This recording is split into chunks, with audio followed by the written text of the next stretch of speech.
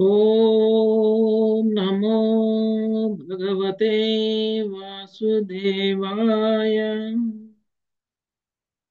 ఓం నమో భగవతే వాసుదేవాయ. ఓం నమో భగవతే వాసుదేవాయ.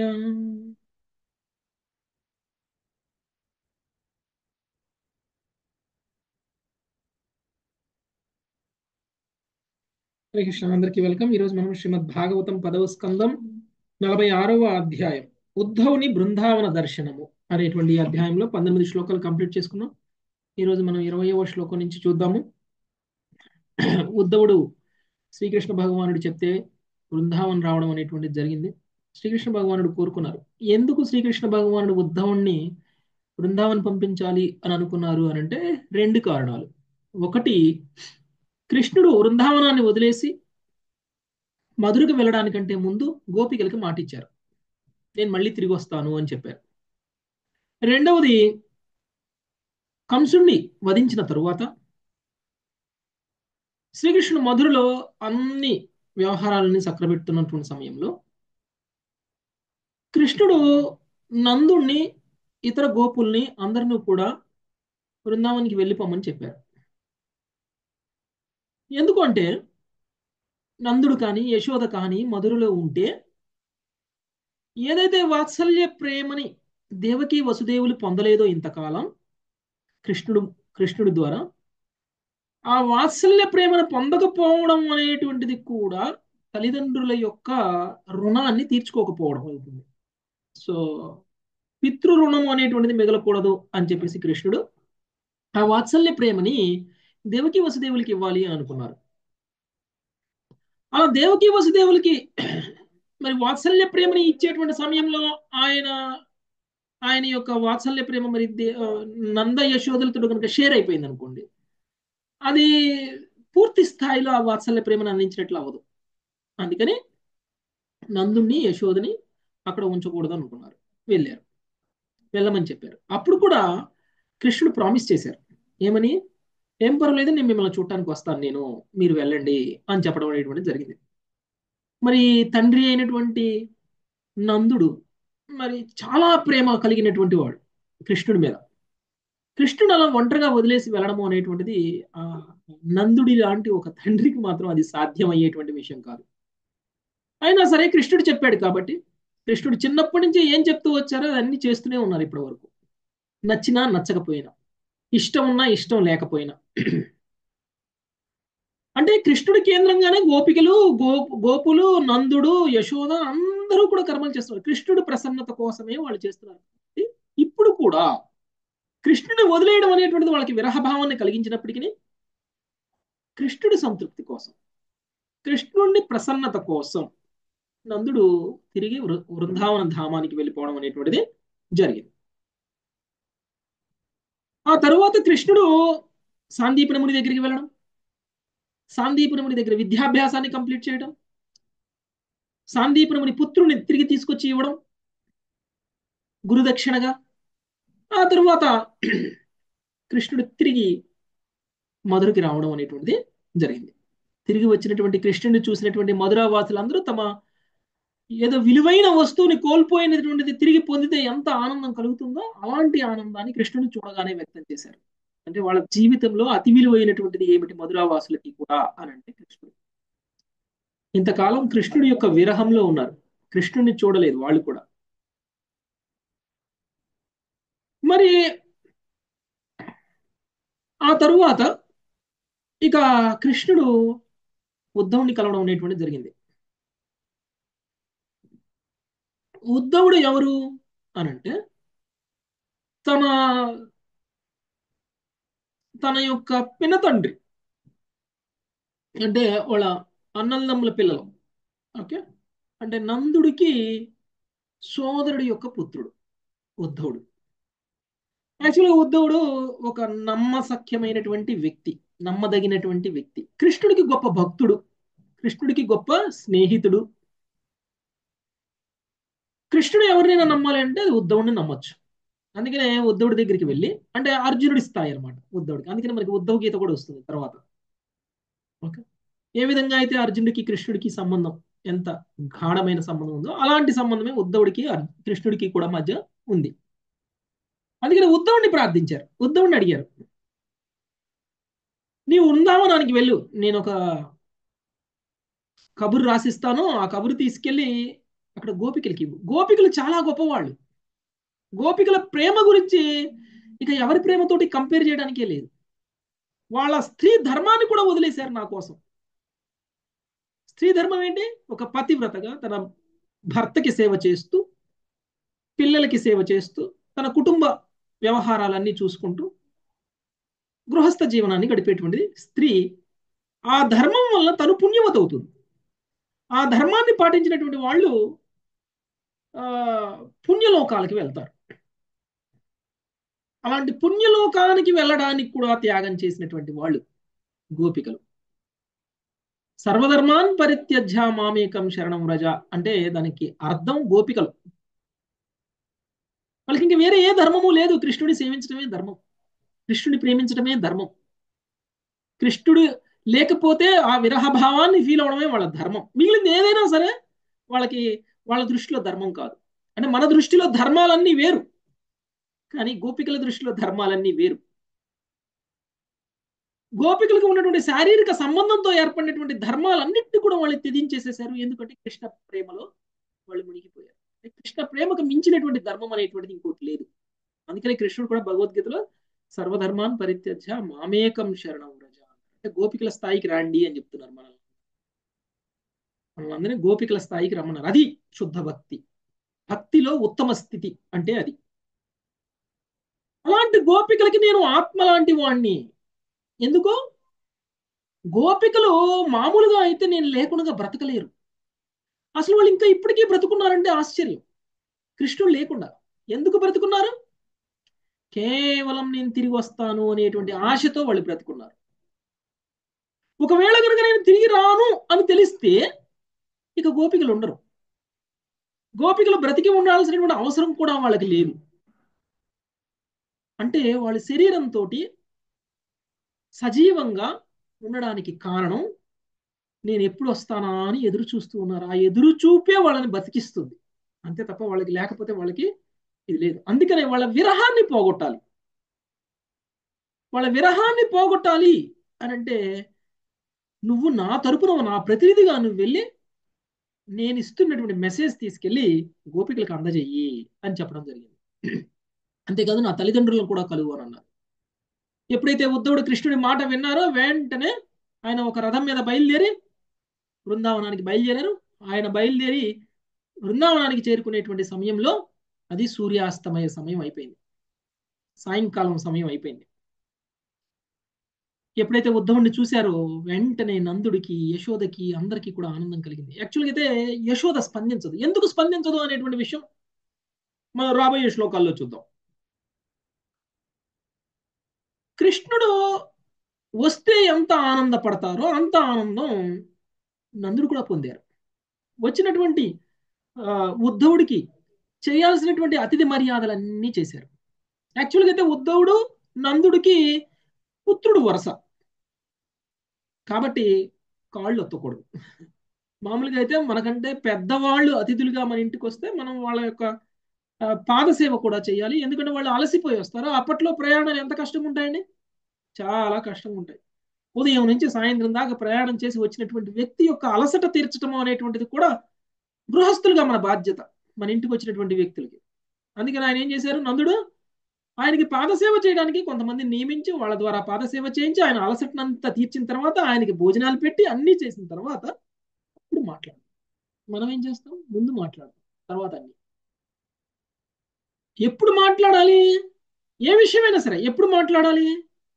ముందు వాళ్ళకి చేయాల్సినటువంటి అతిథి సత్కారాలన్నీ చేసిన తర్వాత మాట్లాడాలి. అది అతిథులకి మనం ఇవ్వాల్సినటువంటి గౌరవం. సో ఈ విధంగా ఉద్ధవుణ్ణి సపరచర్యలు చేసిన తరువాత అప్పుడు నందుడు మాట్లాడుతున్నాడు. తన పుత్రుడు ఎడ తనకున్నటువంటి విరహ భావం ఏమిటి అనేటువంటి విషయం మనకి నందుడు మాట్లాడేటువంటి మాటల ద్వారా చాలా ప్రేమించినటువంటి పుత్రుడు. ఆ పుత్రుడు ఇప్పుడు ఇక్కడ లేరు. ఎలా వ్యక్తం చేయాలి ఆయన బాధని? కాబట్టి కృష్ణుడి యొక్క కొన్ని కృష్ణుడు చాలా గొప్పవాడుగా ఇప్పుడు ఉన్నాడు. కంసుడిని వధించాడు, చాలా మంది అసురులను వధించారు, కువలయాపీడ అనేటువంటి ఒక గజాన్ని వధించారు, శివధనస్సును కూడా వీరు చేశారు. శివధనస్సు ఒక తాటి చెట్టు ఎంత హైట్ ఉంటుందండి? ఒక తాటి చెట్టు చాలా ఎత్తులో చాలా హైట్ ఉంది. అలాంటి తాటి చెట్లు ఒక ఒక 10 తాటి చెట్లు పెడితే ఎంత ఉంటుంది హైట్? చాలా హైట్ వస్తుంది ప్రభు. ఎక్కువ అంత ఉంటుంది శివధనస్సు. శివధనస్సు అంత ఉంటుంది అనమాట. అంత శివధనస్సుని ఈయన అవలీలగా ఎత్తేసి విరక్కుట్టేశాడు. అంటే ఎంత బలం ఉండాలా కదా? అంటే కృష్ణుడు సామాన్యమైనటువంటి వాడు కాదు. మాకు ఆల్రెడీ గర్గముని చెప్పేశాడు కృష్ణుడి గురించి. ఈయన దివ్యమైనటువంటి వాడు, దేవతా శ్రేష్ఠుడు. దేవతా శ్రేష్ఠుడైనటువంటి కృష్ణుడు ఈ భూమి మీదకి ఎందుకు వచ్చారు అని అంటే దేవతలను ఉద్ధరించడం కోసం వచ్చారు. దేవతల యొక్క కోరిక మీదకి వచ్చారు ఇక్కడికి, మా కుటుంబంలోకి. కాబట్టి అలాంటి శ్రీకృష్ణుడు చాలా గొప్పవాడు. ప్రస్తుతం మధుర రాజ్యంలో ఒక రాకుమారుల్లా ఉన్నాడు. అలాంటి వ్యక్తి ఇక మళ్ళీ తిరిగి బృందావనానికి వస్తారు అనేటువంటి లేవు నాకు అని బాధతో. కానీ ఉద్ధవుణ్ణి అయితే పంపించాడు కాబట్టి కొంతవరకు ఉపశమనం అనేటువంటిది కలుగుతుంది అని మనకి కృష్ణుడు తెలియజేస్తున్నారు. ఉద్ధవుడన్నా వచ్చాడు కృష్ణుడి తరపున, కృష్ణుడి ప్రతినిధిగా. కృష్ణుడు ప్రతినిధిగా వచ్చినటువంటి వ్యక్తిని మనం ఎలా గౌరవించాలి? కృష్ణుడిని ఎలా గౌరవిస్తామో అలానే భగవంతుడితో సమానంగా గౌరవించాలి. ఎందుకంటే కృష్ణుడి ప్రతినిధికి కృష్ణుడికి ఏం తేడా లేదు. కృష్ణుడి ప్రతినిధి ఎవరండి? గురువు రూపంలో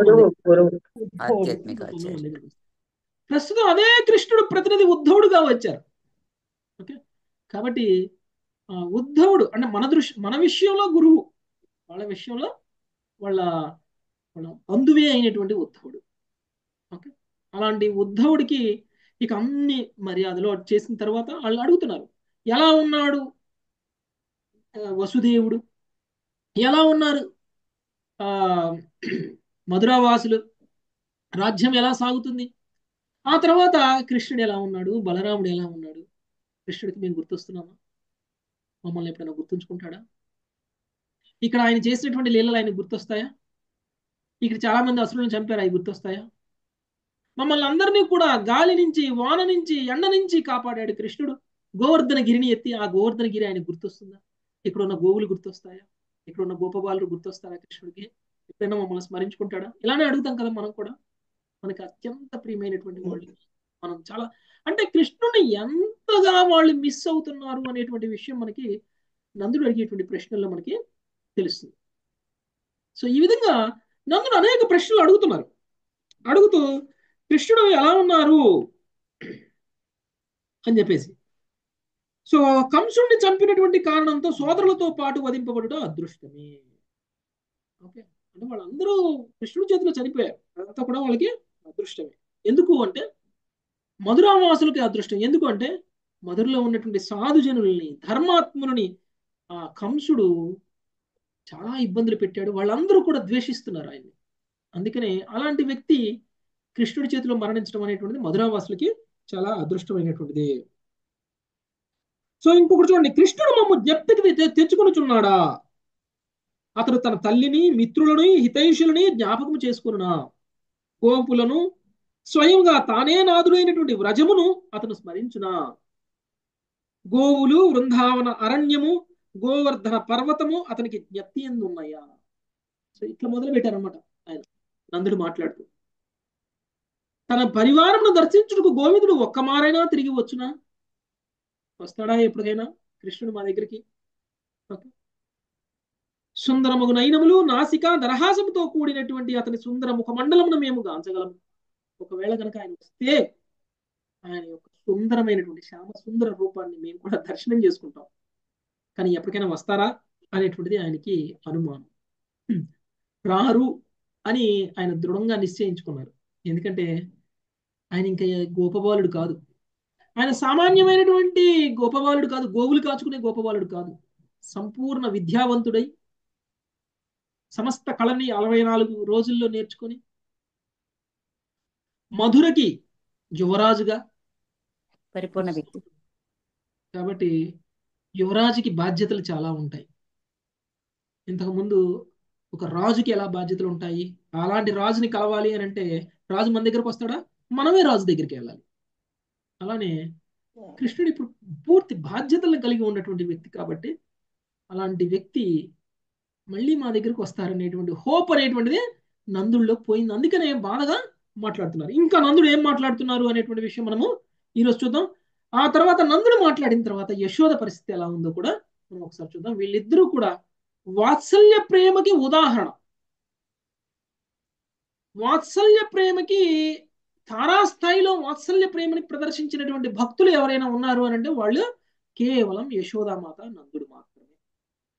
అలాంటి నందుడు, యశోద ఏ విధంగా కృష్ణుని మిస్ అవుతున్నారు, కృష్ణుడు లేకపోతే యశోద యొక్క భావం ఎలా ఉంది అనేటువంటి విషయం మనము ఈరోజు మనం చూద్దాం. ఆ తర్వాత ఇక ఉద్ధవుడు తెల్లారిపోతుంది. వీళ్ళ మాటలతోనే ఇక తెల్లారిపోతుంది. వీళ్ళు ఎవరు పడుకోరు.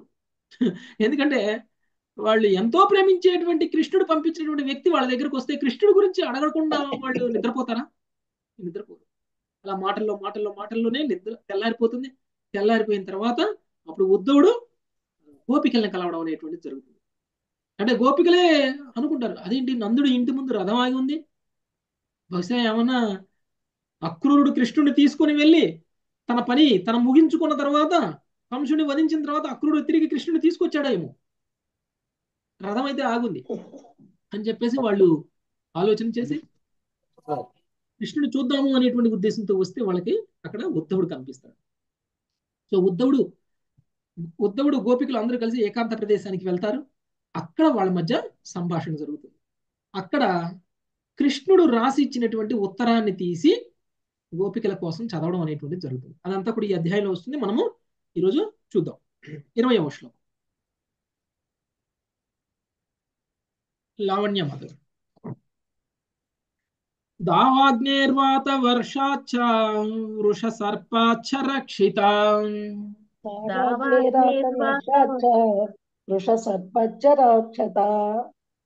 లావణ్యం. ఓకే, లావణ్యమాతాజీ మీరు నెక్స్ట్ శ్లోకం. దురత్యయేభ్యో మృత్యుభ్యః కృష్ణేన సుమహాత్మనా. నేను చదవనా ప్రభుజీ? మీరు చదివారుగా. నేను అన్మ్యూట్ చేసుకున్నాను, మర్చిపోయాను. దురత్యయేభ్య మృత్యుభ్య కృష్ణేన మహాత్మనా.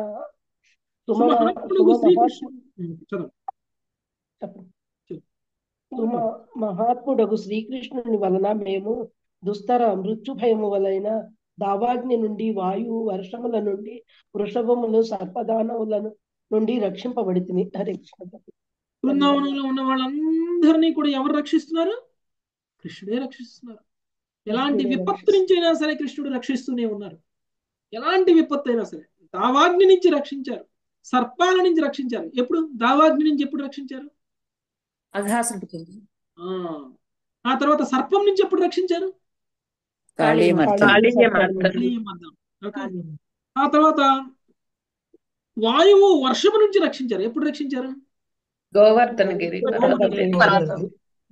ఇలా అనేక సందర్భాల్లో కృష్ణుడు అనేక రకాలుగా మమ్మల్ని కాపాడుతూ వస్తున్నారు. ఓకే, సో కృష్ణుడు లేకపోతే మేము ఏమైపోయే వాళ్ళము అనేటువంటిది నందుడు మాట్లాడుతున్నటువంటి మాట. అంటే ఇవన్నీ ఎందుకు చెప్తున్నారు? కృష్ణుడు సామాన్యుడు కాదు అనేటువంటి విషయం చెప్పడం కోసం. కృష్ణుడికి చాలా శక్తి, దేవతా శ్రేష్ఠుడు ఆయన. ఆయన కారణ జన్ముడు. అంటే వీళ్ళు కృష్ణుని దేవుడిలా భావించట్లేదు, దేవాది దేవుడిలా భావించట్లేదు. బహుశా ఆయన ఏమన్నా దేవతలలో శ్రేష్ఠుడేమో, దేవతలను ఉద్ధరించడం కోసం ఆయన ఇక్కడికి వచ్చారేమో. వాళ్ళ దృష్టిలో విష్ణువు భగవానుడు కదా, నారాయణుడు భగవానుడు. అందుకనే కృష్ణుడి గురించి చెప్పాలి అని అంటే కృష్ణుడు ఎవరో కాదు నారాయణుడు అని చెప్పామనుకోండి, అప్పుడు వాళ్ళకి ఓహో దేవుడా అని అనుకుంటారు. అంతేకాని నారాయణుడు ఎవడో తెలుసా, కృష్ణుడి నుంచే వచ్చారు అని చెప్తే వాళ్ళకి అర్థం కాదు. ఎందుకంటే వాళ్ళ దృష్టిలో కృష్ణుడు కొడుకు, నారాయణుడు భగవానుడు. అందుకని ఈ భౌతిక విశ్వంలో మనందరికీ కూడా అత్యుత్తమమైనటువంటి దేవతలందరిలో శ్రేష్టం ఎవరు అని అంటే నారాయణుడు, విష్ణు. అందుకని అందరికీ కూడా విష్ణువు నుంచే వచ్చినటువంటి అవతారాలు అని చెప్తారు ఏదైనా సరే.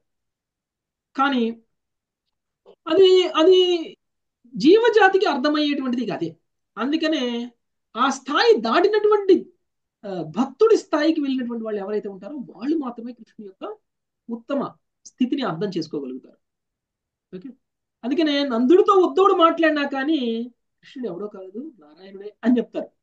అంతేకాని నారాయణుడు ఎవరో కాదు కృష్ణుడి నుంచే వచ్చారు కాబట్టి కృష్ణుడే నారాయణుడికి మూలము అనేటువంటి భాషలో ఆయన మాట్లాడరు. ఎందుకంటే వాళ్ళని కన్విన్స్ చేయాలి కదా, అలా మాట్లాడరు. సో గర్గముని ఇంతకుముందు చెప్పారు, గర్గముని మాకు చెప్పేశారు కృష్ణుడు చాలా గొప్పవాడు అని. అందుకనే ఇలాంటి గొప్ప గొప్ప కర్మలు చేశారు. ఓకే, అందుకని ఇలాంటి గొప్ప గొప్ప కర్మలు చేశారు. ఈ కర్మలన్నీ కూడా గర్గముని చెప్పినటువంటి దాన్ని నిర్ధారిస్తుంది. గర్గముని ఏదైతే చెప్పాడో కృష్ణుడి గురించి అదన్నీ నిర్ధారించాలి అంటే ఆయన చేసినటువంటి ఈ లీలలన్నీ కూడా దానికి ఉదాహరణ అని చెప్తున్నారు. నెక్స్ట్ 21 లావణ్యమాత. స్మరతాం కృష్ణ వీర్యాని లీలాపాంగ నిరీక్షితం. స్మరతాం స్మరతాం కృష్ణ కృష్ణ వీర్యాని వీర్యాని లీలాపాంగ లీలాపాజ్ఞ నిరీక్షితం. అసితం భాషితం చాంగా సర్వనసిదిలా క్రియా. హసితం భాషితం చాంగా సర్వానహసిదిలా క్రియా. ఉద్ధవ, శ్రీకృష్ణుని అద్భుత కర్మలను, లీలామయ ఓరచూపులను, హాసమును, సంభాషణమును తలుచుకొనగా పనులన్నింటినీ మేము మరుచున్నాము. హరే కృష్ణ ప్రభుజీ. ప్రస్తుతం మా పరిస్థితి ఎలా ఉందో తెలుసా ఉద్ధవా? మేము మా పనులను కూడా మేము మర్చిపోతున్నాం. మాకేం గుర్తొస్తున్నాయి? కేవలం కృష్ణుడు చేసినటువంటి అద్భుతమైనటువంటి కర్మలు తప్ప మాకేమీ గుర్తు రావట్లా. మేము చేయాల్సిన పని గుర్తు రావట్లా, మేము చేసిన పని గుర్తు రావట్లా. మాకు గుర్తు ఏదన్నా ఉంది అంటే అది కేవలం కృష్ణుడు చేసినటువంటి అద్భుతమైనటువంటి కర్మలు, ఆయన చేసినటువంటి లీలలు, ఆయన చూసినటువంటి చూపులు, ఆయన చేసినటువంటి దరహాసం, ఆయన చేసినటువంటి సంభాషణ, ఇవి తప్ప మాకేమీ గుర్తుండట్లేదు. చాలా ఎక్కువగా ప్రేమించినటువంటి వ్యక్తి మన నుంచి దూరం అయినప్పుడు ఆయన చేసినటువంటి అన్ని విషయాలు మనకి అప్పుడప్పుడు గుర్తొస్తూ ఉంటాయి, అప్పుడప్పుడు. కానీ మన ప్రేమ స్థాయి అది. మనం ఏదైనా సందర్భంలోనే ఆ మనిషి గుర్తొస్తాడు. ఈ సందర్భంలో ఈ మనిషి మన పక్కన ఉంటే ఇలా ఉన్నాం ఇదివరకు అని గుర్తొస్తుంది మనకి కదా. తినేటప్పుడు, లేకపోతే ఎక్కడికైనా వెళ్ళినప్పుడు, ఏదైనా టెంపుల్కి వెళ్ళినప్పుడు, మనం బాగా ప్రేమించేటువంటి వ్యక్తితో మనం కలిసి వెళ్ళినటువంటి సందర్భాలు మనకు గుర్తొస్తాయి. ఎందుకంటే ఆ వ్యక్తి ఇప్పుడు లేరు కాబట్టి. కానీ ఏ పనిలో కృష్ణుడు లేడు వాళ్ళకి. వాళ్ళు చేసినటువంటి పనులన్నీ కూడా కృష్ణుడు కోసమే చేశారు. వాళ్ళు చేసినటువంటి పనులన్నీ కూడా కృష్ణుడు తోటే చేశారు. ఇప్పుడు మన జీవితంలో మనం బాగా ప్రేమించేటువంటి వ్యక్తితోటి మనం అన్ని పనులు కలిసి చేస్తామంటే చెయ్యం. ఆయన మనకి చాలా ఇష్టం, ఆ వ్యక్తి మనకి చాలా ఇష్టం, చాలా ప్రేమిస్తాం. కానీ మన జీవితంలో 24 గంటలు 365 రోజులు తన కోసమే పనిచేసాము అంటే అలా ఉండదు. ఎంతో కొంత మన కోసం కూడా పనిచేస్తాం, ఎంతో కొంత మన జీవితంలో తను లేనటువంటి సమయం కూడా ఉంటుంది.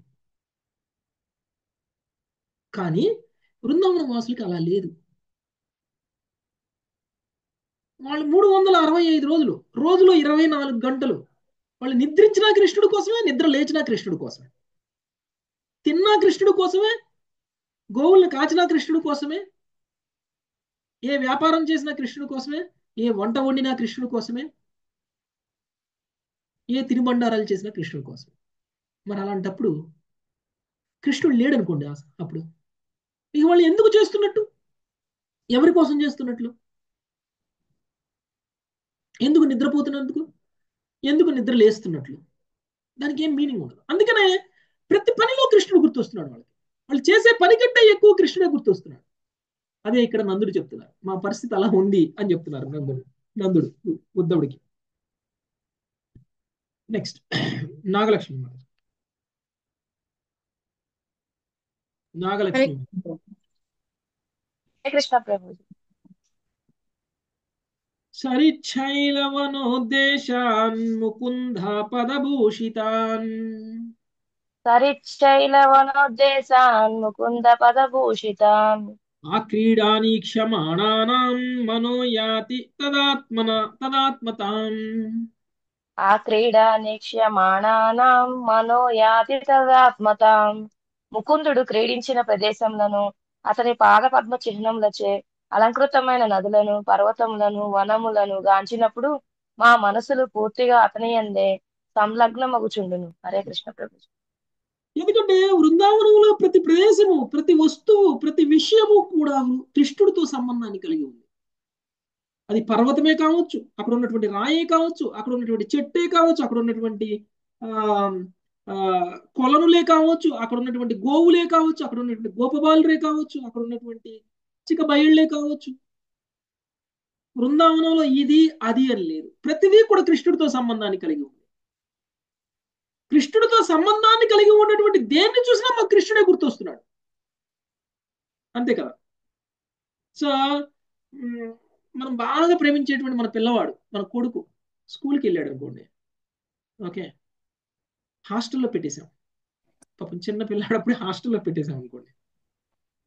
ఇంట్లో వాడి షూస్ ఉంటాయి, వాడి సాక్స్ ఉంటుంది, వాడి బట్టలు ఉంటాయి. అవన్నీ చూస్తే మనకి ఎవరు గుర్తొస్తారు? పిల్లాడు గుర్తొస్తాడు. పిల్లాడే గుర్తొస్తాడు. చూడగానే కొడుకు గుర్తొచ్చేస్తాడు. ఆ వ్యక్తికి సంబంధించిన ఏ వస్తువు చూసినా కానీ మనకి ఆ పిల్లాడే గుర్తొస్తాడు. అలానే కృష్ణుడికి సంబంధించినటువంటిది ఏముంది బృందావనంలో? కృష్ణుడికి సంబంధించింది ఏదైనా ఉందా బృందావనంలో? కేవలం వాళ్ళ ఇంట్లో ఉన్నటువంటి కృష్ణుడు వేసుకునేటువంటి బట్టలో, కృష్ణుడు వేసుకునేటువంటి నగలో కాదు కృష్ణుడికి సంబంధించింది. బృందావనంలో అడుగు కృష్ణుడికి సంబంధంలోనే ఉంది. కాబట్టి బృందావనంలో వాళ్ళు ఏం చూసినా, చివరికి గోవర్ధన గిరి చూసినా కృష్ణుడే కనపడుతున్నాడు, చెట్లు చూసినా కృష్ణుడే కనపడుతున్నారు, పక్షులు చూసినా కృష్ణుడే కనపడుతున్నారు, ఏం చూసినా కృష్ణుడే కనపడుతున్నారు. ఓకే, అందుకనే నందుడు చెప్తున్నారు, క్రీడించిన ప్రదేశాలు అతని పాదపద్మ చిహ్నములచే అలంకృతమైనటువంటి నదులు, పర్వతములు, వనములు గాంచినప్పుడు మా మనసులు పూర్తిగా అతని యందే సంలగ్నమైపోతుంది. అంటే ఏ క్షణము వాళ్ళు మర్చిపోలేదు కృష్ణుడిని కదా. ఇది నిజమైనటువంటి కృష్ణ చైతన్యం అంటే. నెక్స్ట్ 23వ శ్లోకం శిరీషమాత. మన్యే కృష్ణంచ రామంచ ప్రాప్తా విహసురోత్తమౌ. మన్యే కృష్ణం చ రామం చ ప్రాప్తామిహ సురోత్తమౌ. సురాణం మహదర్థాయ గర్గస్య వచనం యతా. ప్రాణాం మహదర్థాయ గర్గస్య వచనం యత. కృష్ణ బలరాములు దేవతల మహాకార్యమును నెరవేర్చుటకు ఈ లోకమునకు అర్థించిన దేవతా శ్రేష్ఠులని నా అభిప్రాయం. గర్గముని ఆ రీతిగా భవిష్యవాణి పలికి ఉండెను. మాకైతే కృష్ణుడి మీద వాత్సల్య ప్రేమ ఉంది, ఓకే, కానీ కృష్ణుడు ఏం సామాన్యుడు కాదు. మా కోసం కృష్ణుడు ఒక కారణ జన్ముడు అయినటువంటి కృష్ణుడు మా స్వార్థం కోసం మాతోనే ఉండాలి అని మేము ఎలా అనుకుంటాం? మా కృష్ణుడి మీద చాలా ప్రేమ ఉంది. ఎక్కడ చూసినా కృష్ణుడే కనపడుతున్నారు, ఎవరిని చూసినా కృష్ణుడే కనపడుతున్నారు. ప్రతి వ్యక్తి సంబంధంలో, ప్రతి వస్తువు సంబంధంలో కృష్ణుడే ఉన్నారు. ఏం చూసినా కృష్ణుడు మర్చిపోలేకపోతున్నాం మేము. అలా అని కృష్ణుడే మాతో ఉండాలి అని అనుకోవడం కూడా అత్యాశ. ఎందుకంటే ఆయన జన్మకు ఒక అర్థం ఉంది, మనలా కాదు కదా. మనం ఎందుకు పుడుతున్నామో ఎందుకు పోతున్నామో మనకు తెలియకపోవచ్చు, కానీ కృష్ణుడు అలా కాదు. ప్రతి యుగంలోనూ ఆయన అవతరిస్తారు. గర్గమును ఆల్రెడీ మాకు చెప్పారు, ఆయన దేవతా శ్రేష్ఠుడు కావచ్చు, అందుకని గర్గముని కూడా ఆయన చెప్పాడు, ఈయన దివ్య పురుషుడు, ఈయన గొప్పవాడు, ఈయన ఈ లీలలు గొప్పగా ఉంటాయి అని చెప్పాడు. ఇప్పుడు అలానే ఉన్నాయి, ఇప్పుడు అలానే ఉన్నాయి. అందుకనే తిరిగి ఆయన మా దగ్గరికి వస్తాడు అనేటువంటి నమ్మకం మాకు లేదు అని నందుడికి బలంగా తెలుసు అనమాట మనసులో. ఓకే, సో అందుకని నా అభిప్రాయము దేవతా శ్రేష్ఠుడు. అదే విషయాన్ని భవిష్యవాణిలో గర్గముని కూడా తెలియచేశారు అన్నాడు. నెక్స్ట్ నరసింహారావు ప్రభు. కంసం నాగాయుధ ప్రాణం మల్లౌ గజపతిం యతా. కంస నాగాయుధ ప్రాణం మల్లో గజపతిం యథా. అవదిష్టాం లీలయైవ పశూనివ మృగాధిపః. అవదిష్టాం లీలయైవ పశూనివ మృగాధిపః. 10,000 ఏనుగుల బలము కలిగిన కంసుని అట్లే చానూర ముష్టికులను కవలాయ పీడ గజమును కృష్ణ బలరామును వధించిరి. సింహము పశువులను హరించినట్లు వారిరువురును అవలేలుగా వారిని వధించిరి. భాష్యము. ఈ బాలురిరువురును దివ్య పురుషులని గర్గముని ప్రకటించుటయే కాదు, వారు చేసిన కార్యములను చూసురు, ఎల్లరూ దాని గురించి సంభాషించుకుంటున్నారు అని పలుకుట ఇచ్చట నందుని భావము. హరే కృష్ణ ప్రభు. ధన్యవాదాలు. 10,000 ఏనుగుల బలాన్ని కలిగినటువంటి కంసుణ్ణి, చాణూర ముష్టికులని, కువలయ పీడాన్ని చాలా అవలీలుగా చంపేశారు. ఎలా చంపారు? ఒక సింహం ఒక పశువుని వేటాడి ఎలా చంపుతుందో అలా చంపేశారు. ఓకే, అంటే కృష్ణుడు చేసినటువంటి ఈ కర్మ సామాన్యమైనది కాదు, దివ్యమైనటువంటిది, చాలా బలశాలి. అంటే ఒకప్పుడు గర్గముని భవిష్యవాణి పలికితే నన్ను అంత సీరియస్గా తీసుకోకపోవచ్చు ఆ సమయంలో, కానీ అది ఈయన చేసినటువంటి లీలలతో రుజువు అయిపోతుంది. కాబట్టి కృష్ణుడు దివ్యమైనటువంటి వాడు అనేటువంటి విషయం కన్ఫర్మ్ అయిపోయింది. గర్గముని చెప్పినట్లే ఉన్నాడు కృష్ణుడు అనేటువంటి విషయం ఇప్పుడు కన్ఫర్మ్ అయిపోయింది. ఎందుకంటే ఆయన చేసినటువంటివన్నీ కూడా అద్భుతమైనటువంటి లీలలు కాబట్టి, సామాన్యమైనటువంటి లీలలు కాదు కాబట్టి. అవలీలగా ఒక 10,000 ఏనుగుల బలం ఉన్నటువంటి ఒక వ్యక్తిని కింద పడి చంపడం అనేది ఎంత సునాయాసంగా చంపాడండి కంసుని. జుట్టు పట్టుకొని ఈడ్చుకొచ్చేసాడు. 10,000 ఏనుగుల బరువు ఉన్నటువంటి 10,000 ఏనుగుల బలం ఉన్నటువంటి ఒక వ్యక్తిని చాలా సునాయాసంగా పైనుంచి కింద పడేస్తే చచ్చిపోయాడు. ఓకే, ఒక్క జంప్ చేసి కంసుడు సింహాసనం దగ్గరికి దూకి కంసుడు కత్తిని తీసే లోపలనే కంసుడు యొక్క కిరీటాన్ని కింద పడగొట్టేసి జుట్టు పట్టుకొని నెట్టేశాడు కిందికి. అంత ఎత్తు నుంచి కింద పడేశాడు. అప్పుడే చనిపోయాడు. కానీ అంత ఈజీగా కంసుడు చస్తాడు అంటే ఎవరు నమ్మరని కృష్ణుడు ఆయన గుండెల మీద గుద్ది శవాన్ని ఈడ్చుకొని కొంత దూరం తీసుకొస్తే తప్ప అక్కడ చూసేటువంటి వాళ్ళందరూ కంసుడు చనిపోయాడు అనేటువంటి విషయాన్ని వాళ్ళు కన్ఫర్మ్ చేసుకోలేరని అలా చేశారు. లేకపోతే అంత చేయాల్సిన అవసరం కూడా లేదు కృష్ణుడికి. ఆయన ఛాతీ మీద కూర్చొని ఛాతీ మీద కొట్టాల్సిన అవసరం కూడా లేదు కృష్ణుడికి. అంత అవలీలుగా చంపేశాడు అనమాట. కాబట్టి ఆయన దివ్యత్వం అనేటువంటిది దీని ద్వారా మనకి అర్థమవుతుంది. నెక్స్ట్ 25 మీలా మాతాజీ. తాళత్రయం మహాసారం ధనుర్యష్టిమివే భరాట్. హరే కృష్ణ ప్రభుజీ. తాళత్రయం మహాసారం ధనుర్యష్టిమివే భరాట్. భభంజైకేన హస్తేన సప్తాహమదదాద్గిరిం. బభంజైకేన హస్తేన సప్తాహమదదాద్గిరిం. గజరాజు కర్రను అవలీలుగా విరిచిన చందమున కృష్ణుడు 3 తాటి చెట్ల ప్రమాణము గల మహాధనస్సును విరిచినాడు. అట్లే అతడు పర్వతమును ఒక చేతితో 7 దినములు ఎత్తి పట్టినాడు. భాష్యము. విశ్వనాథ ఆచార్యులను అనుసరించి తాళము తాటి చెట్టు పొడవు రమారమి 60 గజములు లేదా 90 అడుగులు అనగా శ్రీకృష్ణుడు విరిచిన మహాధనస్సు 270 అడుగుల పొడవును కలిగి ఉండెను. హరే కృష్ణ ప్రభుజీ. గజరాజు కర్రను అవలీలంగా విరిచిన రీతి ఆయన శివధనస్సుని విరిచేశారు. శివధనస్సు ఎంత ఉంటుందంట? 3 తాడి చెట్ల, అది కాదండి, 3 తాడి చెట్ల ఎత్తు ఉంటుంది శివధనస్సు. ఒక్కొక్క తాడి చెట్టు ఎంత ఉంటుంది? 90 అడుగులు ఉంటుందంట సుమారు. 90 అడుగులు. బాణం ఎట్లా వేస్తారు ప్రభుజీ అంత ఎత్తుంటే? మనుషులు చిన్నగానే ఉంటారు కదా. అప్పుడు అంత పెద్దగా ఉన్నారు. శివధనస్సుని కేవలం శివుడు మాత్రమే ఎత్తాడు, ఎవరు ఎత్తలేదు. ఓకే, భగవంతుడు ఎత్తారు. రామావతారంలో ఎత్తారు, మళ్ళీ ఇప్పుడు ఎత్తారు ప్రభు. అంతే. కాబట్టి రాముడు ఎత్తారు కదా, రాముడు ఎత్తారు, ఇప్పుడు కృష్ణుడు ఎత్తారు. సో 270 అడుగుల ఎత్తు ఉన్నటువంటి శివధనస్సుని అవలీలగా ఎత్తి విరిచేశారు. ఒక పుల్లని విరిచేశారు. పరశురాముడు కదా ప్రభుజీ. పరశురాముడు కూడా ఎత్తాడు కదా ప్రభుజీ. పరశురాముడు కూడా భగవంతుడే కదా, భగవంతుడు అవతారం ఎత్తారు. సో అంటే పరశురాముడు మాత్రమే ఎత్తగలిగినటువంటి శివధనుసును రాముడు కూడా ఎత్తగలిగారంటే రాముడు కూడా భగవానుడే అని అర్థం చేసుకున్నారు. చివరికి పరశురాముడు కూడా అలా అర్థం చేసుకున్నారు. ఓకే, కాబట్టి అలాంటి అంటే 90 అడుగులు ఒక్కొక్క చెట్టు ఉంటే 3 చెట్లు ఉన్న ఎత్తు అంటే 270 అడుగులు ఉన్నటువంటి ఆ ధనస్సుని చాలా అవలీలుగా విరిచేశారు, ఒక పుల్లని ఇరిచినట్టు. ఆ పుల్లని మనం ఇరిస్తే చాలా బలం ఉపయోగించి ఇరుస్తామేమో, కానీ అది ఏనుగు ఇరిస్తే ఏనుగు ఇరిస్తే చాలా అవలీలగా టుక్మని వెళ్ళిపోతుంది. ఈజీగా తెలుసు. అలా మరి కృష్ణుడు ఇరిచినటువంటి ఆ శివధనుసును విరిచినప్పుడు కృష్ణుడు బలం కూడా ప్రయోగించలేదు అని చెప్తున్నాడు. బలం కూడా ప్రయోగించకూడదని విరచగలిగినటువంటి ఒక ఒక- ఒక అంటే ఆయన దివ్యత్వం ఏమిటి అనేటువంటి విషయం ఇక్కడ ఆయన మాట్లాడుతున్నారు. నెక్స్ట్ 26 సునీత మాత. ప్రలంబోదేను కోరిష్ట తృణావర్తో బకాదయ ప్రలంబోధేనుకోరిష్టా స్పృణావర్తో బకాదయః దైత్యాసురాసురజితో హత ఏనే హలీలయా. దైత్యాః సురాసురజితో హతా ఏనేహ లీలయా. భావము సురాసురులిరువురిని పరాజితులను కావించిన ప్రలంబుడు, ధేనుకుడు, అరిష్టుడు, తృణావర్తుడు, బకుడు మున్నగు దానవులను కృష్ణ బలరాములు బృందావనమునందు అనాయాసముగా వధించిరి. హరే కృష్ణ ప్రభుజీ, సరే, ధన్యవాదాలు. ఇప్పుడంటే కృష్ణుడు యవ్వనం స్థాయికి వచ్చేసారు, అంటే కిషోరావస్థలో ఉన్నారు కదా.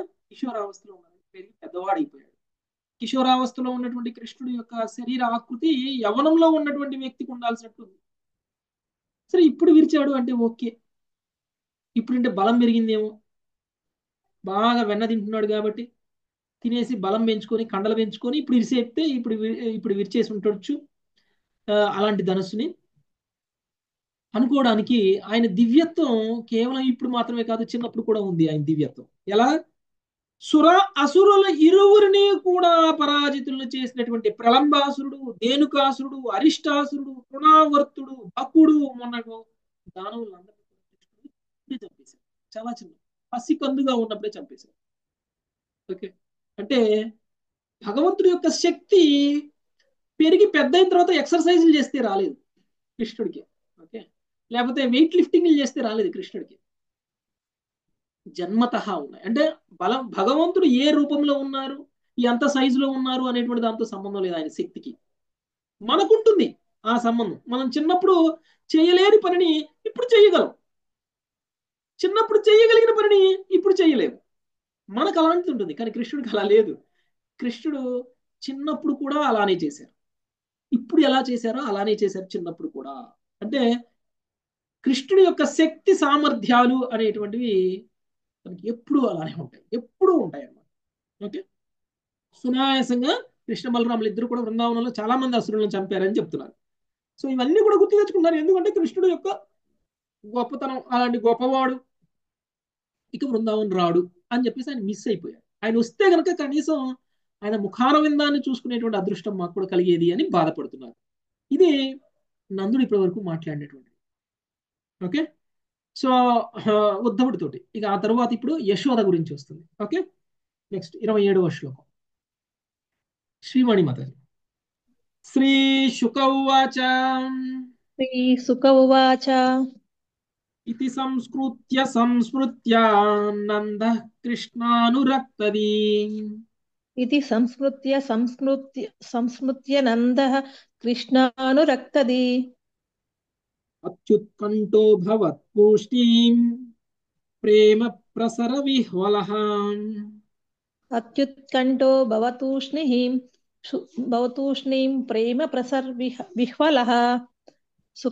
సుఖదేవ గోస్వామి పలికెను. ఆ విధముగా శ్రీకృష్ణుణ్ణి తీవ్రముగా పదే పదే స్మరించుచు అతని యందే పూర్ణానురక్తమైన మనస్సుతో నందుడు ప్రేమ విహ్వాలుడై పరమోత్కంఠతతో మౌనము వహించెను. హరే కృష్ణ ప్రభుజీ.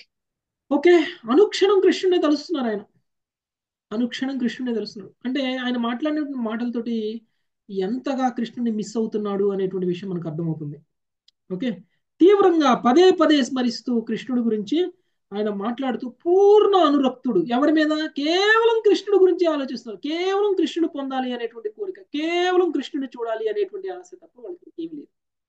ఓకే, సో ఇంకా ఏం మాట్లాడాలో కూడా తెలియదు, మౌనంగా ఉండిపోయాడు నందుడు. సో ఈ విషయాన్ని మనకి సుఖదేవ గోస్వామి తెలియజేస్తున్నారు. నెక్స్ట్ 28 ఇంకా సుఖదేవ గోస్వామి ఏం మాట్లాడుతున్నారో విందాం.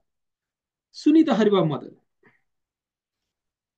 హరే కృష్ణ ప్రభుజీ. యశోదావర్ణ్యమానాని పుత్రస్యాచరితాని చ యశోదావన్యమానాని పుత్రస్య చరితాని చ శృణ్వంత్యశూన్య వాస్రాక్షి స్నేహ స్నేహ స్నేహ స్నేహస్నుతపయోదర శృణ్వత్య వాత్రాక్షి స్నేహస్తుత పయోదరా. యశోద తన పుత్రిని తెలిపాను వర్ణనకు వినిదిదై అశ్రువులను కార్చసాగెను. ప్రేమవశమున ఆమె స్తనముల నుండి క్షీరమును స్రవించెను. భాష్యము. శ్రీకృష్ణుడు మధురనుకు వెడిన నాటి నుండి వందల కొలది స్త్రీ పురుషులను నచ్చజెప్పినను ఓరడించినను యశోద తన పుత్రుని ముఖార విందమును తప్ప అన్యమేదియును కాంతజాలకుండెను. ఆమె ఎవ్వరినీ చూడక నేత్రములను మూసుకుని నిరంతరము రోధించుచుండెను. అందువలన ఆమె ఉద్ధవుని గుర్తింపజాలకపోయెను. వాత్సల్యముతో అతనిని ఆదరింపజాలకపోయెను. తన పుత్రుని గురించి ప్రశ్నించుట గాని అతనికి ఏదైనా సందేశమును పంపుట గాని చేయజాలకపోయెను. ఆమె కేవలము కృష్ణ ప్రేమ విఫలయ్యి ఉండెను. హరే కృష్ణ ప్రభుజీ. ధన్యవాద ప్రణామం. ఇక యశోద పరిస్థితి నందుడు పరిస్థితి కంటే కూడా ఘోరంగా ఉంది. కనీసంగా నందుడు ఉద్ధవుడు వస్తే ఉద్ధవుడిని చూసి మాట్లాడాడు, ఉద్ధవుడికి అతిథి మర్యాదలు చేశాడు, ఉద్ధవుడితో కూడా కృష్ణుడి గురించే మాట్లాడాడు, కృష్ణుని ఏ విధంగా మిస్ అవుతున్నాడో ఆయన గురించి కీర్తిస్తూ ఉన్నాడు. కానీ యశోద పరిస్థితి అలా కూడా లేదు. యశోద కృష్ణుడు వెళ్ళినప్పటి నుంచి ఎవరినీ చూడలేదు, కళ్ళు మూసుకునే ఉంది. ఒకవేళ ఎవరైనా పొరపాటున కళ్ళు తెరిసినా కానీ ఎవరిని చూసినా కృష్ణుడిలానే కనిపిస్తాడు, ఎక్కడ చూసినా కృష్ణుడే కనిపిస్తాడు. కృష్ణుడు తప్ప ఏది చూడడానికి ఆమె కళ్ళకి ఇష్టం లేదు. అలాంటి తన యొక్క పుత్రుడు యొక్క ముఖార విందాన్ని తప్ప అన్యమైనది ఏది చూడడం ఇష్టం లేనటువంటి యశోద కళ్ళు మూసుకుని ఉన్నప్పటికీ వచ్చింది ఉద్ధవుడు అనేటువంటి విషయం కూడా ఆమె గ్రహించనటువంటి స్థితిలో ఉంది. ఆమె వచ్చినటువంటి వ్యక్తి ఉద్ధవుడు, కృష్ణుడు పంపిస్తే వచ్చాడు, ఏదో సందేశాన్ని మనం కృష్ణుడికి పంపించాలి అంటే ఉద్ధవుడు ద్వారా పంపించవచ్చు అనేటువంటి ఆలోచన కూడా లేదు. ఆమె నిర్ఘాంతపోయిందనమాట. ఎప్పుడైతే ఈ నందుడు కృష్ణుడు గురించి కీర్తిస్తూ ఉన్నారో, అలా చేశారు, ఇలా చేశారు, ఇలా చేశారు, అలా చేశారు అని కీర్తిస్తూ ఉన్నారు, ఆమెలో కృష్ణుడి మీద ఉన్నటువంటి ప్రేమ భావం ఇంకా పెరిగిపోయింది. అదంతా వింటుంది కాబట్టి కళ్ళమ్మటి నీళ్ళు వచ్చేస్తున్నాయి, స్తనాల నుంచి క్షీరం వచ్చేస్తుంది, పాలు కారుతున్నాయి. కృష్ణుడి మీద ప్రేమ ఎంత ఎక్కువైపోయిందంటే ఆమె పాలు తాగక ముందే వచ్చేస్తున్నాయి ఆమెకి. ఓకే, సో ఉద్ధవుడు కూడా గుర్తించలేకపోయింది, నేత్రాలు కూడా మూసుకుంది. అందుకనే వాత్సల్యంతో కృష్ణుడు పుత్రుడు ఎలానో ఉద్ధవుడు కూడా అలాంటి పుత్రుడే, వాళ్ళకి పుత్రుడి వయసే. మరి ఆయన్ని కూడా కృష్ణుడు ఆదరించినట్టు ఆదరించాలి, కానీ అది కూడా చేయలేదు ఆమె. సో మళ్ళీ వచ్చినటువంటి వ్యక్తి కృష్ణుడు పంపిస్తే వచ్చాడు కాబట్టి కృష్ణుడి గురించి ప్రశ్నలు వేయాలి, ఏ విధంగా నందుడు వేశారో అలా. కానీ అలా కూడా వేయలేదు. ఆ విధంగా ఆమె కృష్ణుడి యొక్క ప్రేమలో ఆమె మునిగిపోయింది అన్నమాట. కళ్ళు కూడా తెరవట్లేదు ఆమె. ఓకే, ఏడుస్తూ ఉంది ఆమె. నెక్స్ట్ 29 మంజులత మాతాజీ. తయోరిత్తం భగవతి కృష్ణే నంద యశోదయో. హరే కృష్ణ ప్రభుజీ. తయోరిత్తం భగవతి కృష్ణే నంద యశోదయోః ఈక్షానురాగం పరమం నంద మహోద్ధవో ముధాం. వీక్ష్యానురాగం పరమం నంద మహోద్ధవో ముదా. దేవదేవుడగు శ్రీకృష్ణుడేడ నంద యశోదలకు గల పరమానురాగమును స్పష్టముగా గాంచిన వాడై ఉద్ధవుడు అంతటా ముదముగా నందమహారాజుతో ఇట్లు పలికెను. భాష్యము. నంద యశోదలు వాస్తవముగా దిక్కుతెలై ఉన్నట్లు గాంచినచో ఉద్ధవుడు మతమును ప్రకటించి ఉండేవాడు కాడు. కాని నిజమునకు ఆధ్యాత్మిక స్థితి ఎందలి సకల భావములు దివ్యానంద పూర్ణములే అయ్యుండును. విశుద్ధ భక్తుల నామమాత్రముకు తీవ్ర పరితాపము ప్రేమ భావమునకు వేరొక రూపము మాత్రమే. ఉద్ధవుడు దీనిని స్పష్టముగా గాంచిన వాడే ఇట్లు పలుకసాగెను. హరే కృష్ణ ప్రభుజీ. ధన్యవాదాలు. ఇప్పటి వరకు నందుడు మాట్లాడారు, నందుడు మాట్లాడి తన భావాన్ని వ్యక్తం చేశారు. యశోద మాట్లాడలేదు, మాట్లాడకుండానే తన భావాన్ని వ్యక్తం చేసింది. నందుణ్ణి యశోదని చూసినటువంటి ఉద్ధవుడికి వాళ్ళ యొక్క గొప్పతనం గురించి మాట్లాడాలనిపించింది. ఎందుకంటే సహజంగా తల్లిదండ్రుల పుత్రుణ్ణి కనుక దూరం అయిపోతే ఆ పుత్రుడి మీద తల్లిదండ్రులకు ఉండేటువంటి విరహ భావం ఏదైతే ఉంటుందో ఆ విరహ భావము నందుడి యశోదలకి కృష్ణుడి మీద ఉన్నటువంటి విరహ భావానికి తేడా ఉంది. పుత్రుడికి తల్లితో కానీ, తల్లికి పుత్రుడితో కానీ, తండ్రికి కొడుకుతో కానీ, కొడుకు తండ్రితో కానీ ప్రస్తుత లోకంలో ఉండేటువంటి బంధము ఒకళ్ళ మీద ఒకళ్ళ అవసరం, ఒకళ్ళ మీద ఒకళ్ళు ఆధారపడడం. తండ్రి కనుక ఆస్తులు ఇవ్వలేదనుకోండి, పుత్రుడు ప్రేమిస్తాడా తండ్రిని? నువ్వు ఎందుకు ఇయ్యలేదు, వాళ్ళు అలా ఇచ్చారు వీళ్ళు ఇలా ఇచ్చారు నువ్వెందుకు ఇయ్యలేదు అని క్వశ్చన్లు వేస్తారు, వాళ్ళని బాధ పెడతారు. వాళ్ళు ఏమి ఇవ్వగలరో ఏమి ఇవ్వలేరో అనేటువంటి విషయం మీద కూడా అవగాహన కూడా మర్చిపోతారు, విచక్షణ కూడా కోల్పోతారు. వాళ్ళు ఇస్తే బ్రతకాలని మనం కోరుకుంటాం, మన శక్తి సామర్థ్యాలతో బ్రతకాలి అని మనం ఎప్పుడైతే అనుకుంటామో ఎవరు ఇవ్వకపోయినా బ్రతకగలుగుతాం. ఏమీ ఇవ్వవసరం, మనకి బ్రతకడానికి అవసరమైనటువంటి బుద్ధిని ఇచ్చారు, శరీరాన్ని ఇచ్చారు.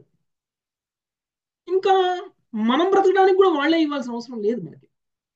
మనం మనం మనం సంపాదించుకొని బ్రతకచ్చు. మనం చేయాల్సిందల్లా ఏంటి అంటే పితృరుణం మాతృరుణం తీర్చుకోవడం, ఇది చెయ్యాలి. వాళ్ళు ఏమి ఇచ్చారు అనేటువంటి అంటే ప్రస్తుతం ఎందుకు చెప్తున్నాను అని అంటే మనకి తల్లిదండ్రులతోటి పిల్లలకు ఉన్నటువంటి బంధాలు లేకపోతే పిల్లలతోటి తల్లిదండ్రులకు ఉన్నటువంటి బంధాలు ఎలా ఉన్నాయి అని అంటే ప్రస్తుతం అదొక ట్రాన్సాక్షన్, అదొక లాభం కోసం బంధం. ఆ లాభం లేనప్పుడు ఆ బంధం కూడా ఉండదు. అలాంటి బంధంతో పోల్చట్లేదు నంద యశోదలకి కృష్ణుడితో ఉన్నటువంటి సంబంధం. అందుకనే వాళ్ళ సంబంధం యొక్క గొప్పతనాన్ని ఇప్పుడు ఉద్ధవుడు మాట్లాడుతున్నారు. ఏం మాట్లాడుతున్నారు విందాం. సూర్యకుమారి మాతాజీ. శ్రీ ఉద్ధవ్ వాచ. హరే కృష్ణ ప్రభుజీ. శ్రీ ఉద్ధవ్ వాచ. యువాం శ్లాఘ్య తమం నూనం దేహినామివ మానదాం. యువం శ్లాఘ్య తమౌ నూనం దేహినామిహ మానద. నారాయణే అఖిల గురౌ యత్కృతామతిరీదృశీ. నారాయణే అఖిల గురో యత్కృతామతిరీదృశీ. హరే కృష్ణ. శ్రీ ఉద్ధవుడు పలికెను, మానవనీయుడవగు నందుడా, సకల జీవులకు గురువగు నారాయణుడ ఇట్టి ప్రేమ భావం కలిగి ఉన్నందున నీవు యశోద ఈ సమస్త జగత్తులో నిక్కముగా శ్లాఘ్యతములై ఉన్నారు. భాష్యము. మన్యే కృష్ణం చ రామం చ ప్రాప్త విహాసురోత్తమో. కృష్ణ బలరాములు ఇరువురు దేవతా శ్రేష్ఠులని నేను తలుతును అన్నిటి పలుకులను బట్టి నందుని భావం నెరిగినవాడై ఉద్ధవుడు ఇచ్చుట శ్రీకృష్ణుడు నారాయణగా పేర్కొనేనాడు. Thank you. చూడండి, మనందరికీ ఎవరో ఒకళ్ళ మీద ప్రేమ ఉంది. అది మన పిల్లల మీదనో, లేకపోతే మన భార్య మీదనో, లేకపోతే మన అత్యంత ప్రియురాళ్ల మీదనో, లేకపోతే ప్రియుడి మీదనో ఎవరో ఒకళ్ళ మీద ప్రేమ అనేటువంటిది ఉంది. కానీ ఒకవేళ మీరు ఏ ప్రేమనైతే మీరు మీ వాళ్ళ మీద చూపిస్తున్నారో అదే ప్రేమని అంతకంటే పై స్థాయిలో కనుక ఆ ప్రేమని కృష్ణుడి మీద చూపించగలిగితే అప్పుడు మీరు చాలా గొప్పవాళ్ళు అవుతారు. ఇప్పుడు నందుడికి యశోదకి ఉన్నటువంటి ఆ ప్రేమ, కృష్ణుడి మీద ఉన్నటువంటి ప్రేమ చాలా గొప్పది. ఎందుకు? వాళ్ళు కృష్ణుడిని తమ పుత్రుడు అనేటువంటి ఒక భావంలో వాళ్ళు ప్రేమించారు. రెండవది, కృష్ణుడి యొక్క గొప్పతనం కూడా తెలుసు. కృష్ణుడు దేవతా శ్రేష్ఠుడు అని అనుకుంటున్నారు. అందుకనే ఆయన దివ్యమైనటువంటి వాడు, దివ్యమైనటువంటి లీలలు చేశారు, దివ్యమైనటువంటి కర్మలు చేశారు, చాలా అవలీలగా ఈ సునాయాసంగా ఈ పనులన్నీ చేశారు అని అనుకుంటున్నారు. ఒకవేళ ఒక దివ్యమైనటువంటి వ్యక్తి అనుకుందాం, దేవాది దేవుడు కాదు, దివ్యమైనటువంటి వ్యక్తి అనుకుందాం. అంటే మన పుత్రుడు చాలా గొప్పవాడు, ఓకే, గొప్ప శక్తి సామర్థ్యాలు కలిగినటువంటి వాడు, గొప్ప మేధస్సు కలిగినటువంటి వాడు, గొప్ప తెలివితేటలు కలిగినటువంటి వాడు. అయినా సరే ఆ భావంలో మీరు మీ పుత్రుడిని చూసి గర్వించటం, ఆ భావంలో మీరు పితృని చూసి ప్రేమ పొందడము అనేటువంటిది భౌతికం. అది చాలా భౌతికం. ఆ ప్రేమ మనకేమి ఆధ్యాత్మిక ప్రగతికి ఉపయోగపడదు. అది ఇంకా మనకి బంధనం క్రియేట్ చేస్తుంది. కానీ నందుడు యశోద ప్రేమిస్తున్నటువంటిది ఎవరిని? స్వయంగా నారాయణుణ్ణి, దేవాది దేవుడైనటువంటి నారాయణ్ణి ప్రేమిస్తున్నారు. కాబట్టి మీరు శ్లాఘనీయమైనటువంటి వాళ్ళు, మీరు చాలా గొప్పవాళ్ళు. అంటే మీరు దేవతా శ్రేష్ఠుణ్ణి కాదు మీరు ప్రేమిస్తుంది, మీరు స్వయంగా దేవదేవుణ్ణి ప్రేమిస్తున్నారు మీరు. అంటే ఏ వ్యక్తికైనా సరే ప్రేమ అనేటువంటిది దేవదేవుడి మీద ఉండాలి, దేవదేవుడి యొక్క విరహంలో ఉండాలి మనం. చైతన్య మహాప్రభు అలానే ఉన్నారు, శుద్ధ భక్తులు అలానే ఉన్నారు. కృష్ణుడి దర్శనం దొరకకపోతే వాళ్ళు కళ్ళు వ్యర్థం అని అనుకున్నారు. నాకు ఎందుకు ఇచ్చాడు భగవంతుడు ఈ కళ్ళు, ఒక్కరోజు నేను కృష్ణుడిని దర్శనం చేసుకోలేకపోయానే అని అనుకున్నాను. ఓకే, కృష్ణుడి దర్శనం చేసుకోవడం కోసం శారీరకమైనటువంటి సుఖాలన్నింటినీ త్యాగం చేసుకున్నారు వాళ్ళు గోపికల్లాగా. ఓకే, సో అలాంటి ఒక భావాన్ని మీరు పొందారు. అంటే మీరు మామూలు వాళ్ళు కాదు, మీరు చాలా గొప్పవాళ్ళు, చాలా గొప్పవాళ్ళు. దేవాది దేవుడి మీద ఇలాంటి ప్రేమని పొందడం అనేటువంటిది చాలా పొగడాల్సినటువంటిది, మిమ్మల్ని మీరు శ్లాఘనీయమైనటువంటి వాళ్ళు అని చెప్తున్నారు. నెక్స్ట్ 31 మళ్ళీ శ్రీమాత. ఏతౌ హి విశ్వస్య చ బీజయోని ఏతౌ హి విశ్వస్య చ బీజయోని రామో ముకుంద పురుషః ప్రధానం రామో ముకుంద పురుషః ప్రధానం అన్వీయ భూతేషు విలక్షణస్య వీయభూతేషు విలక్షణస్య జ్ఞానస్య చేశాత ఇమౌ పురాణౌ జ్ఞానస్య చేసాత ఇమౌ పురాణౌ. ముకుందుడు బలరాముడు ఇరువురును విశ్వమునకు బీజము గర్భమునే అనగా సృష్టికర్త సృజన శక్తి ఉన్నారు. వారి జీవుల హృదయములలో ప్రవేశించి వారి బద్ధ జ్ఞానం నియంత్రించురు. వారు పురాణ పురుషులు. ప్రభుపాదుల వారి భాష్యము. సందర్భానుసారము వి అను ఉపసర్గ భావమును బట్టి విలక్షణ అను పదమునకు స్పష్టముగా అనుభూతి లేదా అస్పష్టం అనే అర్థము వచ్చును. జ్ఞానవంతుల విషయములో విలక్షణ అను పదమునకు దేహాత్మలకు గల భేదము చక్కగా నిరుపుట అని అర్థము. ఆ విధముగా ఈశాతే అన్న పదముచే సూచితమైనట్లు శ్రీకృష్ణ భగవానుడు ఆధ్యాత్మకు పురోగించమన్నట్టి జీవునికి మార్గదర్శమును కావించును. ఇక విలక్షణ అను పదము యొక్క వేరొక అర్థము అనగా అస్పష్టము లేదా భ్రమితము, దేహాత్మలకు లేదా ఆత్మ పరమాత్మలకు భేదము నెరుగిన వానికి అన్వయించును. అటువంటి మోహగ్రస్త జీవులు భగవద్ధామమును నిత్య ఆధ్యాత్మిక జగత్తును చేరక ప్రకృతి నియమానుసారము తాత్కాలికమగు గమ్యములలో చేరుచుందురు. శ్రీకృష్ణుని వెంటనున్న శ్రీబలరాముడు ఆ దేవదేవుని సాంస అయినందున అతనికి అభిన్నుడని సమస్త వైష్ణవ సాహిత్యము నుండి తెలియవచ్చుచున్నది. భగవంతుడు అద్వితీయుడైనను అనేక రూపములలోకి విస్తరించుచుండును. అందువలన ఏకేశ్వర వాదమునకు బలరాముడు రాజీపడు ఎంత మాత్రం కానే రాదు. ధన్యవాదాలు ప్రభుజీ. హరే కృష్ణ. ఓకే, సో ఆయన ఎవరో కాదు, దేవాది దేవుడు అనేటువంటి విషయం తెలియచేశారు. ఆ దేవాది దేవుడి మీద ప్రేమను కలిగినటువంటి మీరు చాలా గొప్పవాళ్ళు. కీర్తి మిమ్మల్ని కూడా, అంటే ఒక భక్తుడిని ఎలా కీర్తిస్తారో అలా మీరు కూడా కీర్తింపబడడానికి అర్హులు అని చెప్తున్నారు. ఆ తరువాత ఆ కృష్ణుడు మాత్రమే కాదు, బలరాముడు కూడా. బలరాముడు ఎవరు? కృష్ణుడికి స్వాంశ. కృష్ణుడికి స్వాంశ అయినటువంటి బలరాముడు కృష్ణుడికి అభిన్నమేమి కాదు. కృష్ణుడు ఎంతనో బలరాముడు కూడా అంతే. కృష్ణుడు ఎంత గొప్పవాడో బలరాముడు కూడా అంతే గొప్పవాడు. వాళ్ళిద్దరి మధ్యలో ఏం తేడా లేదు, కేవలం వాళ్ళ యొక్క రోల్స్ లో తేడా ఉంది. ఓకే, వాళ్ళు ఉన్నటువంటి స్థితిలో తేడా ఉంది అంతే తప్ప వాళ్ళిద్దరి శక్తి సామర్థ్యాల్లో ఏమాత్రం తేడా లేదు. వాళ్ళు బద్ధజీవుడి యొక్క హృదయంలో ప్రవేశించి వాళ్ళు ఏం చేస్తారు? ఆ బద్ధ జ్ఞానాన్ని నియంత్రిస్తారు. అంటే వాళ్ళలో ఉన్నటువంటి అజ్ఞానాన్ని. ఓకే, అంటే ఏం చేస్తారు వాళ్ళు? ఎప్పుడైతే మనం ఈ భగవంతుడి యొక్క లీలలకి ఆకర్షితులమవుతామో, అంటే ఇప్పుడు నందుడు, యశోద ఏ విధంగా ఆయన లీలలకి ఆకర్షితమైపోయి ఎప్పుడు ఆయన్నే స్మరించుకుంటూ ఉంటారో అలాంటి స్థితికి కనుక మనం వెళ్ళగలిగితే మనలో బద్ధ జీవన స్థితి నుంచి విముక్తి అనేటువంటిది లభిస్తుంది. అది కృష్ణుడు బలరాముడు కలుగజేస్తారు మనకి. ఓకే, అంటే ఆత్మ సాక్షాత్కారం చేస్తారు మనకి, ఆత్మ యొక్క నిజస్థితికి తీసుకువెళ్తారు. ఇది యాక్చువల్గా కృష్ణుడు బలరాముడు చేసేది వంటిది. ఓకే, సో వాళ్ళిద్దరూ పురాణ పురుషులు. అంటే వాళ్ళిద్దరూ నీకు పుట్టక ముందు నుంచి వాళ్ళు ఉన్నారు. మీకు పుడితే వాళ్ళు పుట్టారు, మీకు పుట్టినప్పుడు వాళ్ళు ఉన్నారు అని కాదు, అంతకు ముందు కూడా వాళ్ళు ఉన్నారు. వాళ్ళు పురాణ పురుషులు. ఓకే, వాళ్ళే సృజనకర్త, వాళ్ళే సృష్టికర్త. ఓకే, వాళ్ళే సృజన శక్తి కూడా. ఓకే, వాళ్ళు లేకపోతే ఈ విశ్వం లేదు. ఈ విశ్వంలో అణువు కూడా వాళ్ళ వల్లనే ఉంది అని చెప్తున్నారు. ఓకే, సో అందుకనే కృష్ణ బలరాములు లేకుండా ఈ భౌతిక విశ్వంలో ఏమీ లేదు. వాళ్ళ శక్తి ద్వారానే మొత్తం కూడా ఇది నడుస్తుంది.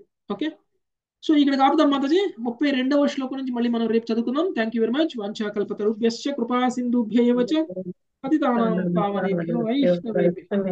హరే కృష్ణ హరే కృష్ణ కృష్ణ కృష్ణ హరే హరే హరే రామ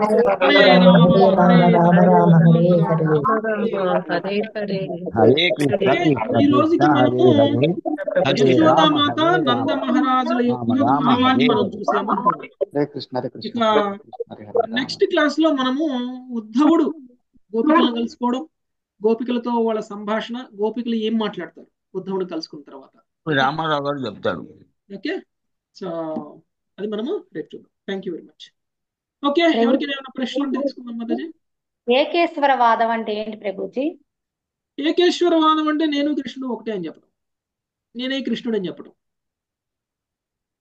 బలరాముడు రాజీ పడట ఏమాత్రము కానేరదు అంటే ఇది లైన్ అసలు అర్థం కాలేదు. ఎక్కడ లాస్ట్ లైన్ ఏకేశ్వరవాదం. భగవంతుడు అద్వితీయుడైన అనేక రూపాలు, అందువలన ఏకేశ్వరవాదమునకు బలరాముడు రాజీ పడట కృష్ణుడికి బలరాముడికి తేడా లేదు అని అంటే మనం చెప్పేటువంటి ఏకేశ్వరవాదం లాంటిది కాదు అని చెప్తున్నారు. ఎందుకంటే ఆయన స్వాంశ. ఓకే, చాలా మంది చాలా తత్వాలు చెప్తారు, ఆధ్యాత్మికమైనటువంటి తత్వాలు. కృష్ణుడికి మనకి ఏం తేడా లేదు, నేను భగవంతుడిని రియలైజ్ అయ్యాను కాబట్టి నేనే భగవంతుడిని, మీరు ఎప్పుడు రియలైజ్ అవుతారో మీరు కూడా భగవంతులు అవుతారు అని చెప్తారు. ఓకే, ఆత్మకి పరమాత్మకి తేడా లేదని చెప్తారు. అలా కాదు ఇది అని చెప్తున్నారు. కృష్ణ బలరాములు ఇద్దరు ఒకటి అని అంటే నేను కృష్ణుడు ఒకటి అని చెప్పినట్లు కాదు అని చెప్తున్నారు. ఎందుకంటే ఆయన స్వాంశ కాబట్టి ఒకటి అని చెప్తున్నారు. ఓకేనా మాతాజీ? ఓకే ప్రభుజీ, హరే కృష్ణ. అర్థమైందా? అర్థమవుతుంది ప్రభుజీ. Okay, thank you.